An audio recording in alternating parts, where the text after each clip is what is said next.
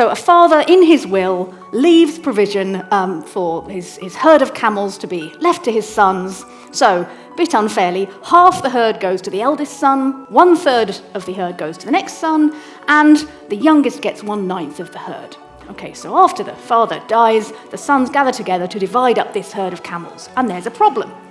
There are only 17 camels in the herd.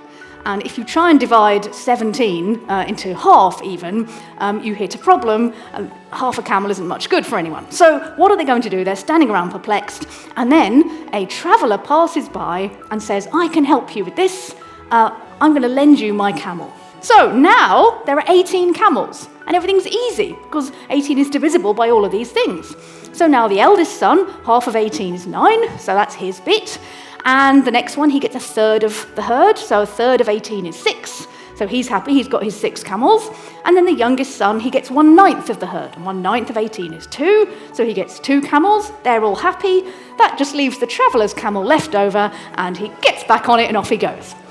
Problem solved. But of course, this is a bit confusing, because we couldn't solve the puzzle, we couldn't divide up the herd with 17 camels. Then the 18th camel allowed us to do it, but we didn't use the 18th camel. So what's going on behind this puzzle? Well, you're hoodwinked right at the beginning, because if you actually look at those fractions and add them up, you find that they don't add up to 1.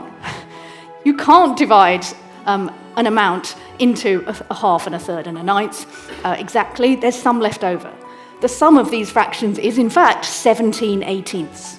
So that's why we could divide up in this way using 17 camels out of 18, but each brother actually gets a little bit more than the amount to which he's entitled. Right? So the first brother should really get 8.5 camels, but he gets 9. So of course they're happy, they've all got a bit more than the will provided for, and the traveller can go away on his way with his camel. So this kind of question about how do we divide things up into fractions that don't add up to 1, I mean, that potentially is a challenging thing to deal with. And if you go back far enough, this is really, a problem that has to be addressed if you've got to divide things up in certain ways.